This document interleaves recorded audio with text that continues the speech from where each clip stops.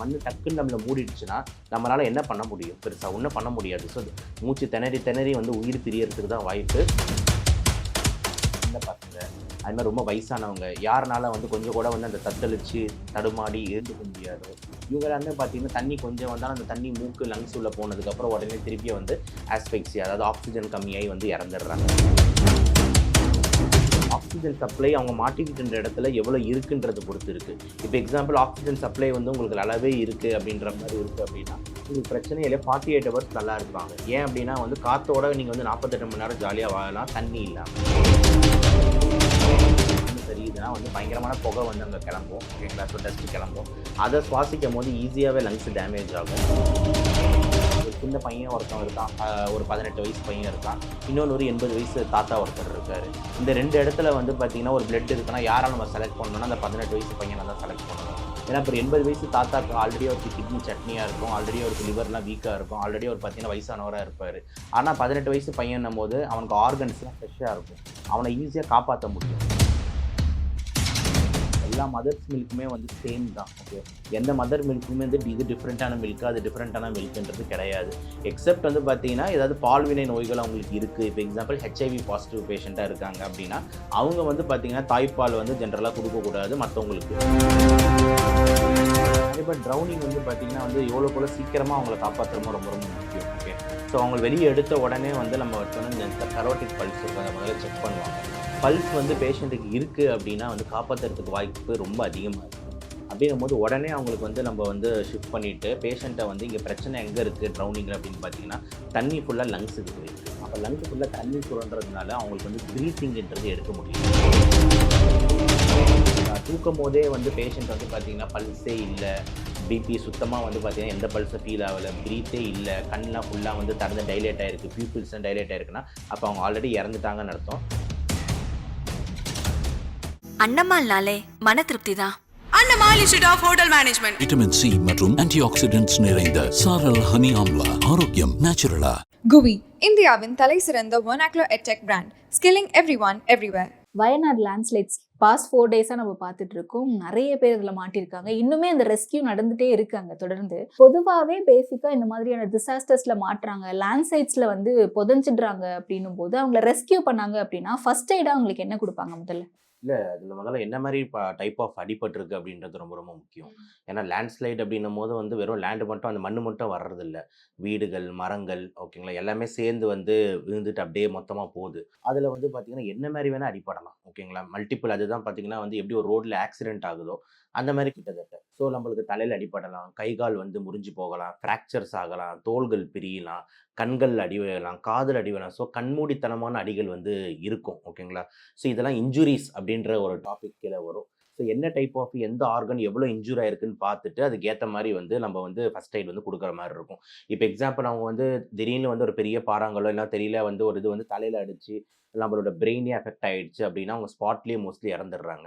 இல்லைனா டேரெக்டாக நெஞ்சில் வந்து ஒரு பெரிய வீடோ இல்லாத நெஞ்சில் வந்து விழுது ஹார்ட்டை போய் கம்ப்ரெஸ் பண்ணிடுச்சுன்னா ஸ்பாட்லேயே இறந்துருவாங்க.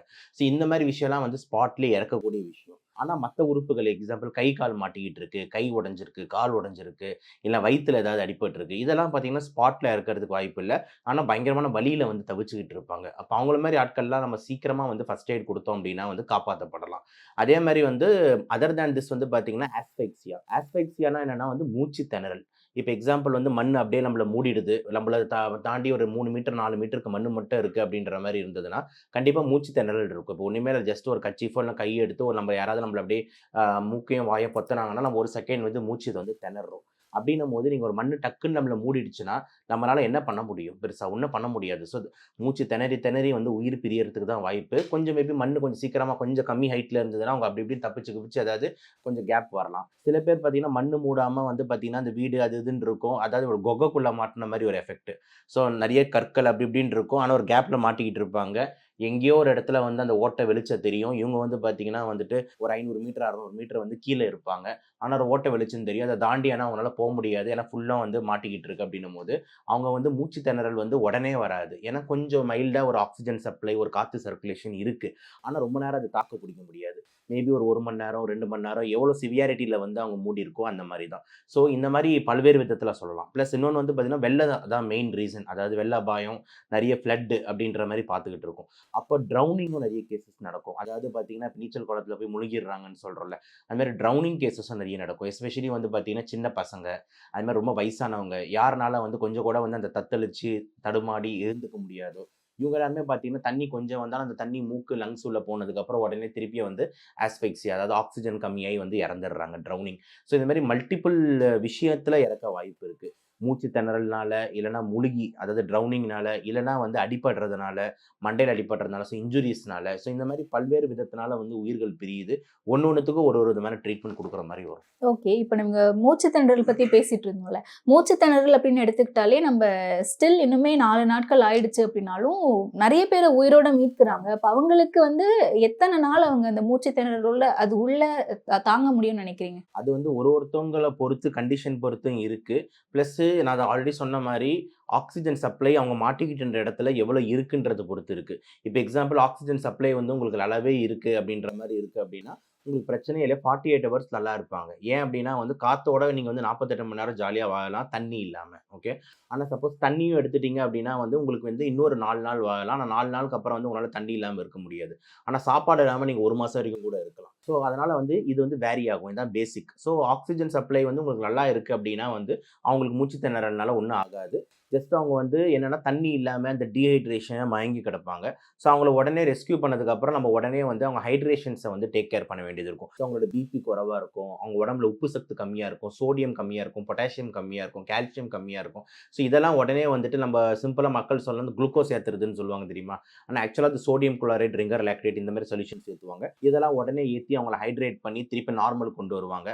அப்புறம் சாப்பிட்றதுக்கு ஏதாவது வந்து கொடுப்பாங்க. கான்ஷியஸாக இருந்தால் சாப்பிட கொடுக்கலாம். கொஞ்சம் அன்கான்ஷியஸாக இருந்தாங்கன்னா மூக்கில் டியூப் போட்டு அது வழியாக வந்துட்டு பால் இல்லைனா கஞ்சி இந்த மாதிரி உடனே கொடுத்து அவங்களோட பாடியோட எனர்ஜியை திருப்பி கொண்டு வரணும். ஏன்னா இத்தனை நாள் அவங்க வந்து உள்ளே மாட்டிக்கிட்டு தண்ணி இல்லாமல் சாப்பாடு இல்லாமல் இருக்காங்க அப்படின்னும் போது பாடி கண்டிப்பாக டவுன் ஆகும். காற்று இல்லாமல் நீங்கள் ரொம்ப நேரம் இருக்க முடியாது, அதுதான் உண்மை. ஓகேங்களா? ஸோ காற்று இல்லாமல் அப்படின்னா அவங்க மோஸ்ட்லி இறக்க தான் வாய்ப்பு அதிகமாக இருக்குது. காற்று நீங்கள் ஜஸ்ட் மாட்டிக்கிட்டு ஒரு 5 நிமிஷம் தான் ஆகுது, நீங்கள் உடனே எடுக்கிறீங்கன்னா நீங்கள் காப்பாற்ற முடியும். ஆனால் ஒரு நாள் ஃபுல்லாக அவங்க காற்று இல்லாமலாம் வாய்ப்பே கிடையாது. அது வந்து பார்த்தீங்கன்னா மேபி அந்த காலத்து அந்த போகர், ரிஷிகள் இவங்க யாராவது மேபி காற்று இல்லாமல் வந்து ஒரு நாள் ஃபுல்லாக கூட மூச்சு வந்து விடாமல் இருப்பாங்க அப்படின்லாம் சொல்லுவாங்க. பட் ஆனால் வந்து இயல்பான மனிதர்கள் வந்து பார்த்தீங்கன்னா மேக்ஸிமம் ஒரு 30 செகண்ட் இல்லை 1 நிமிஷம் வந்துட்டு காற்று இல்லாமல் ஒரு பிரெத் இல்லாமல் அவங்க இருந்துட்டாலே பெரிய விஷயம்.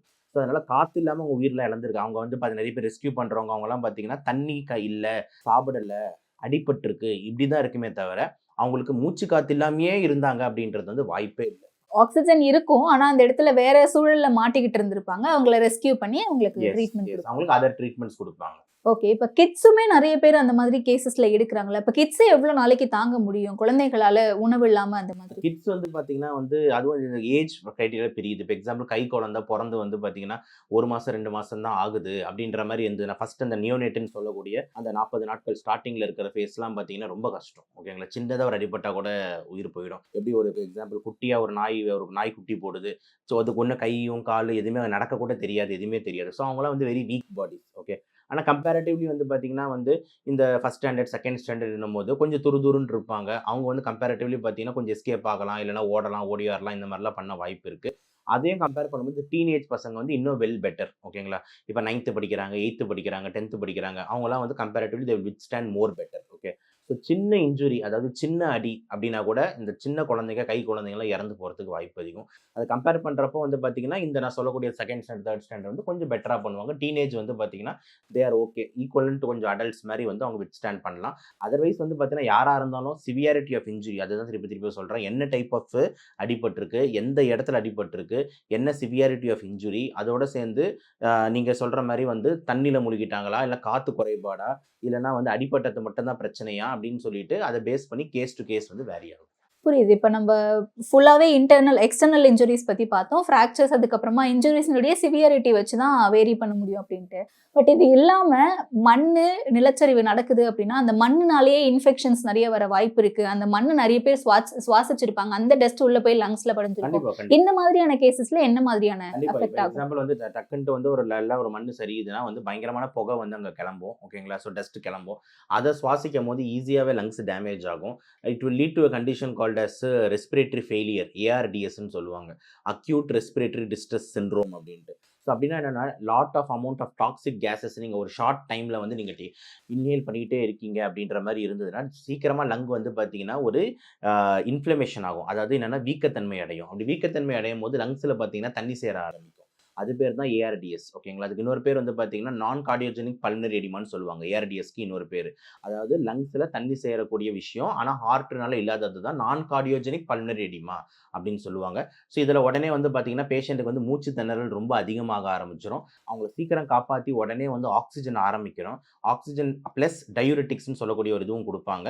ஆக்ஸிஜன் தான் மெயின் மருந்து. ஆக்ஸிஜன் வந்து கொஞ்சம் ஏன்னா நம்ம ஆம்புலன்ஸ்ல அவ்வளோதான் குடுக்க முடியும். சப்போஸ் வெல் எக்யூப்ட் ஆம்புலன்ஸா இருந்ததுன்னா, வென்டிலேட்டர் கூட அங்க இருக்கும். அப்போ உடனே அந்த மாரி பேஷண்ட்ஸ் வந்து பைபேப்ன்னு சொல்லக்கூடிய மாஸ்க்ல மாட்டி வென்டிலேட்டர் ஆன் பண்ணிருவாங்க. இல்லன்னா வந்து பார்த்தீங்கன்னா வந்து நம்ம மெர்சல் படத்துலலாம் வந்து நம்ம நித்யா மேனன் மேடம் அந்த பிரெக்னன்சி சீன் அப்போலாம் வாயில ஒரு டியூப் போட்டிருப்பாங்க வென்டிலேட்டர்ல கனெக்ட் பண்ணி. அந்த மாரி பண்ணுவாங்க. அந்த டியூப் பேர் தான் இன்டுபேஷன்னு சொல்லுவாங்க. ஸோ அதெல்லாம் நம்ம சுவாச குழாயில சொருவிட்டு அதுக்கப்புறம் வென்டிலேட்டர்ல கனெக்ட் பண்ணிட்டாங்கன்னா உடனே சரியாயிடும். ஸோ இதெல்லாம் எவ்வளோக்கு எவ்வளோ சீக்கிரமா அங்க மெடிக்கல் டீம் கண்டுபிடிச்சு, இந்த பேஷண்ட்ட காப்பாத்த முடியும், இந்த பேஷண்ட்ட காப்பாத்த முடியாது அப்படின்ற மாரி ஒரு விஷயம் பண்ணுவாங்க. அது பேர் தான் ட்ரையாஜ் அப்படின்னு சொல்லுவாங்க. ட்ரையேஜ் அப்படின்னா என்ன அப்படின்னா, ஒரு கேஷுவாலிட்டி நடக்குது. இப்ப எக்ஸாம்பிள் வந்துட்டு ஒரு பெரிய லாரி விபத்தாயிடுச்சு. ஒரு பெரிய பஸ், ஒரு ஃபேமிலியா வர பஸ் விபத்தாயிடுச்சு. ஒரு 100 பேர் 50 பேர் இந்த பஸ்ல வராங்க. அப்படின்னும்போது டக்குனு அந்த 50 பேர்ல ஒருத்தருக்கு காப்பாத்துறதுக்கு வந்து இறங்கக்கூடாது. அந்த 50 பேர்ல டக்குன்ட்டு அனலைஸ் பண்ணணும். இந்த கும்பல்லாம் வந்து பார்த்தீங்கன்னா மைல்டு இன்ஜுரீஸு. இவங்கலாம் பார்த்தீங்கன்னா வார்ட்ல வச்சுக்கோங்க. இந்த இதெல்லாம் பார்த்தீங்கன்னா வந்து ரொம்ப கிரிட்டிக்கலு. இவங்கள உடனே வந்து இவங்க பிளட் குடுத்தா காப்பாத்தலாம். இவங்கள உடனே வந்து பார்த்தீங்கன்னா ஃப்ளூயிட் போட்டா காப்பாத்தலாம். அப்படின்றத மாரி நம்ம சூஸ் பண்ணணும். ஓகே. இன்னும் ஒரு இப்ப எக்ஸாம்பிள் 2 இது இருக்கு. ஒரு சின்ன பையன் ஒருத்தன் இருக்கான். ஒரு 18 வயசு பையன் இருக்கான். இன்னொன்னு ஒரு 80 வயசு தாத்தா ஒருத்தர் இருக்காரு. இந்த 2 இடத்துல வந்து பார்த்தீங்கன்னா, ஒரு பிளட் இருக்குன்னா, யார நம்ம செலக்ட் பண்ணணும்னா, அந்த 18 வயசு பையன தான் செலக்ட் பண்ணணும். ஏன்னா, அப்புறம் 80 வயசு தாத்தாக்கு ஆல்ரெடி அவருக்கு கிட்னி சட்னியா இருக்கும். ஆல்ரெடி அவருக்கு லிவர்லாம் வீக்கா இருக்கும். ஆல்ரெடி அவர் பார்த்தீங்கன்னா, வயசானவரா இருப்பாரு. ஆனா 18 வயசு பையன்னும்போது அவனுக்கு ஆர்கன்ஸ்லாம் ஃப்ரெஷ்ஷா இருக்கும். அவன ஈஸியா காப்பாத்த முடியும். அப்ப அவன வந்து நம்ம சிபிஆர் குடுத்து அவன ரெசிசிடேட் பண்ணி அவனுக்கு ஃப்ளூயிட் போட்டு, பிளட் போட்டு என்ன பண்ணாலும் அவன் உடம்பு டக்குன்னு எடுத்து எனர்ஜி ஆயி ஸ்டார்ட் ஆகும். சிம்பிளா சொல்லணும்னா வந்து புதுசா வாங்குன வண்டிக்கும் 100 வருஷம் ஓல்டான ஒரு அம்பாசிடர் காருக்கும் இருக்கிற வித்தியாசம் தான். ஸோ அந்த இடத்துல வந்து அங்க டாக்டரோட மென்டாலிட்டி, டாக்டரோட பிரிசிஷன், டாக்டரோட அக்யூரசில தான் இருக்கு. எந்த பேஷண்ட்ட டக்குன்னு நம்ம காப்பாத்தணும், எந்த பேஷண்ட்ட ஹாஸ்பிட்டலுக்கு ஷிஃப்ட் பண்ணலாம், எந்த பேஷண்ட்ட வந்துட்டு நம்ம வார்ட்ல வைக்கலாம், ஐசியூக்கு வைக்கலாம், இந்தந்த பேஷண்ட்லாம் நம்ம வந்து ரிஸ்க் எடுக்க வேணாம் அப்படின்னு சொல்லிட்டு அந்த இடத்துல ட்ரையாஜ் பண்ணணும். ஸோ அந்த ட்ரையாஜ் பேஸ் பண்ணி வந்து பார்த்தீங்கன்னா, அங்க வந்து இம்ப்ளிமெண்ட் பண்ணுவாங்க. அப்படி பண்ணும்போது வந்து பேஷண்ட்ஸ வந்து கரெக்ட்டான முறையில வந்து காப்பாத்த முடியும். இல்லன்னா எல்லாரையும் உட்காந்துக்கிட்டு அந்த தாத்தாவையும் பாரு, எம்மா நீ போய் இத பாரு, அத பாரு அப்படின்ட்டு இருக்கிற கொஞ்சம் மேன் பவர நம்ம எல்லாருக்குமே செலவு பண்ணோம் அப்படின்னு பார்த்தீங்கன்னா, அது கரெக்ட்டா வராது. ஸோ ஒரு பேஷண்ட்டுக்கே பார்த்தீங்கன்னா வந்து ஒரு டாக்டர், ஒரு சிஸ்டர் ரெசசிடேஷனுக்கு சொல்றேன். இப்ப எக்ஸாம்பிள் வந்து ஒரு உடனே வென்டிலேட்டர்ல கனெக்ட் பண்ணி அவனுக்கு எமர்ஜென்சி சர்வீசஸ் குடுக்கணும் அப்படின்னா, ஒரு டாக்டர் அங்க இருக்கணும், ஒரு சிஸ்டர் இருக்கணும், அப்புறம் ஒரு பாராமெடிக்கல் இருக்கணும், பிளஸ் டாக்டரோட அசிஸ்டன்ட் ஒருத்தர் இருக்கணும். இத்தன பேர் இருந்தா தான் அந்த ஒரு பேஷண்ட்ட ரெசசிடேட் பண்றதுக்கு ஒரு 1/2 மணி நேரம் ஆகும். ஓகே. ஸோ அந்த மாரி டைம்ல இப்ப நீங்க ஏதாவது ஆயிட்டீங்க, நான் மட்டும் தான் இங்க இருக்கேன்னா, நான் ஒரே ஆளா ஓடி ஓடி என்ன பண்ணிக்கிட்டு இருக்க முடியும்? ஸோ நான் ஆர்டர் தான் குடுப்பேன். சிஸ்டர் நீங்க போய் டக்குனு அட்ரினலின் எடுத்துட்டு வாங்கப்பா, நீ போய் டக்குன்ட்டு வென்டிலேட்டர் ஆன் பண்ணு, டக்குனு நீ போயிட்டு ஐவி லைன் போடு அப்படின்னு சொல்லிட்டு இன்ஸ்ட்ரக்ஷன்ஸ் குடுப்பேன். அது அவங்க எல்லாமே செய்வாங்க. இப்ப இருக்கிற மேன் பவர்லாம் நீ அந்த தாத்தாவ போய் பாரு, நீ போய் இந்த பாட்டிய பாரு, நீ போய் இந்த சின்ன பையன பாரு அப்படின்ற மாரி பிரிச்சு விட்டுட்டோம்னா, அவங்க போய் அவங்கள பார்த்துன்னு தான் இருப்பாங்க. அப்புறம் போய் புதைச்சுட்டு, எரிச்சுட்டு வரலாம். இவ்வளவுதான் பண்ண முடியுமே தவிர, அத தாண்டி அவங்கள காப்பாத்துறதுக்கு எந்த விஷயமும் பண்ண முடியாது. இங்க தான் ட்ரையேஜ்ன்றது ஒரு இம்பார்ட்டன்ட் ரோல ப்ளே பண்ணும். ஓகே. அண்ட் இன்னொன்னு தாய்ப்பால் அப்படின்ற ஒரு விஷயம் நம்ம பார்த்திருப்போம். ஒரு அம்மா வந்து தானே முன் வந்து அங்க இருக்கக்கூடிய பச்சிளம் குழந்தைகளுக்கு தாய்ப்பால் குடுக்கிறதா முன் வந்திருக்காங்க. இது எந்த அளவுக்கு ஆரோக்கியமானதா இருக்கும்? கண்டிப்பா குழந்தைங்க வந்து புக்லயே எழுதியிருக்கு. 6 மாசம் வரைக்கும் வந்து எக்ஸ்க்ளூசிவ் பிரஸ்ட் ஃபீடிங் புரோகிராம். அதுதான் ஆகஸ்ட் மாசம் எவ்ரி 1ஆம் தேதியிலேருந்து 6ஆம் தேதி வரைக்கும் செலிப்ரேட் பண்றாங்க. எல்லா பொறந்த குழந்தைங்களுக்கும் முதல் 6 மாதம் தாய்ப்பால் தவிர வந்து வேற எதுவுமே குடுக்கக்கூடாதுன்றதுனால தான் எக்ஸ்க்ளூசிவ்னா ஃபுல் அண்ட் ஃபுல் இது மட்டும் தான் அப்படின்ற மாரி எக்ஸ்க்ளூசிவ் பிரஸ்ட் ஃபீடிங் புரோகிராம்ன்றது தான் பேரு. ஸோ ஸோ அது வந்து ரொம்ப நல்ல முயற்சி. தாய்ப்பால் பொறுத்த வரைக்கும் பார்த்தீங்கன்னா, சில நேரத்தில வந்து குழந்தைங்க பிறந்தோனே அம்மா இறந்துடுறாங்க. இல்ல அம்மாக்கு பால் வராது. இல்ல சில அம்மாங்களுக்கு வந்து அந்த பால் அந்த வரக்கூடிய இடங்கள் கட்டிக்கும், இன்ஃபெக்ஷன் ஆயிடும். இந்த மாரி இருந்ததுன்னா, அப்போ வந்து என்ன பண்ணுவோம் அப்டின்னா வந்து இன்னொரு தாயோட பால தான் எடுத்து அந்த குழந்தைங்களுக்கு வந்து குடுப்போம். ஓகேங்களா? ஏன்னா எல்லா மதர்ஸ் மில்க்குமே வந்து சேம் தான். ஓகே. எந்த மதர் மில்க்குமே வந்து இது டிஃபரெண்ட்டான மில்க், அது டிஃபரெண்ட்டான மில்க்ன்றது கிடையாது. எக்ஸெப்ட் வந்து பார்த்தீங்கன்னா, ஏதாவது பால்வினை நோய்கள் அவங்களுக்கு இருக்கு. இப்ப எக்ஸாம்பிள் ஹெச்ஐவி பாசிட்டிவ் பேஷண்ட்டா இருக்காங்க அப்டின்னா, அவங்க வந்து பார்த்தீங்கன்னா, தாய்ப்பால் வந்து ஜெனரலா குடுக்கக்கூடாது மத்தவங்களுக்கு. ஆனா அதுவே கூட பார்த்தீங்கன்னா, ஹெச்ஐவி பாசிட்டிவ் பேஷண்ட் வந்து அவங்களோட ஓன் குழந்தைன்னா இருந்ததுன்னா, அதுக்கு கூட அவங்க வந்து குடுக்கறதுக்கு அலோவ் பண்ணலாம். ஓகேங்களா? ஸோ இந்த மாரி வந்து தாய்ப்பால்ன்றது ரொம்ப நல்ல விஷயம். ஸோ அந்த மாரி ஒருத்தவங்க டொனேட் பண்றாங்கன்னா, அவங்கலாம் வாழும் கடவுள்ன்னு தான் நம்ம எடுத்துக்கணும். நெறைய பேர் வந்து அந்த இடத்துல மூழ்கி இருக்காங்க, ட்ரவுன் ஆயிருக்காங்கல்ல. ஸோ அவங்களெல்லாம் வந்து என்ன மாதிரியான ட்ரீட்மெண்ட் குடுக்கலாம்? காப்பாத்துறதுக்குலாம் சான்சஸ் இருக்கா? கண்டிப்பா ட்ரௌனிங் வந்து பார்த்தீங்கன்னா வந்து எவ்வளோக்கு எவ்வளோ சீக்கிரமா அவங்கள காப்பாத்துறமோ ரொம்ப ரொம்ப முக்கியம். ஓகே. ஸோ அவங்கள வெளிய எடுத்த உடனே வந்து நம்ம எடுத்தோனே இந்த இடத்துல கரோட்டிட் பல்ஸ் இருக்கும். அத முதல்ல செக் பண்ணுவாங்க. பல்ஸ் வந்து பேஷண்ட்டுக்கு இருக்கு அப்டின்னா வந்து காப்பாத்துறதுக்கு வாய்ப்பு ரொம்ப அதிகமா இருக்கு. அப்டின்னும்போது உடனே அவங்களுக்கு வந்து நம்ம வந்து ஷிஃப்ட் பண்ணிட்டு பேஷண்ட்ட வந்து இங்க பிரச்சனை எங்க இருக்கு ட்ரௌனிங்ல அப்டின்னு பார்த்தீங்கன்னா, தண்ணி ஃபுல்லா லங்ஸுக்கு போயிருக்கு. அப்ப லங்ஸ் ஃபுல்லா தண்ணி சுரன்றதுனால அவங்களுக்கு வந்து பிரீத்திங்ன்றது எடுக்க முடியல. இப்ப நம்ம சுவாசிக்கிற ஆக்ஸிஜன் வந்து லங்ஸ்ல போய் ட்ரான்ஸ்ஃபர் ஆனா தான் பிளட்க்கு ட்ரான்ஸ்ஃபர் ஆனா தான் ஆக்ஸிஜன் பிளட்ல போகும். ஆனா இப்ப லங்ஸ் ஃபுல்லா தண்ணியா இருக்கிறதுனால, ஏன்னா உள்ள முழுகிட்டாங்கன்றதுனால, அவங்க எடுக்கிற ஆக்ஸிஜன் மூச்சு இழுத்தாலும் அது போய் லங்ஸ்ல போய் பரிமாறாது. அப்ப லங்ஸ்ல இருக்கிற வந்து உடனே அந்த தண்ணியெல்லாம் கொஞ்சம் கிளியர் அப் பண்ணி சக்ஷன் பண்ணணும் அப்டின்னா பார்த்தீங்கன்னா, உடனே எண்டோட்ரக்கியல் இன்டுபேஷன் பண்ணணும். அப்டின்னா என்னன்னா வந்து வாய் வழியா டியூப வந்துட்டு லங்ஸுக்கு அனுப்பணும். இல்லன்னா வந்து இந்த நம்ம இவரு படத்துல ஒரு விஜய் சார் வந்துட்டு பயங்கரமா அந்த ஏடிஎம் கார்ட்லாம் உடைச்சு இங்க ஒரு இது போட்டு ஸ்ட்ராலாம் போடுவாரு. அந்த மாரி ஒரு காட்சிகள் மாரி வந்து ட்ரக்கியாஸ்டமின்னு சொல்லுவாங்க. ஸோ இந்த இடத்துல ட்ரக்கியாஸ்டமி பண்ணி வந்து உடனே பேஷண்ட்ட வந்து வென்டிலேட் பண்ணணும்.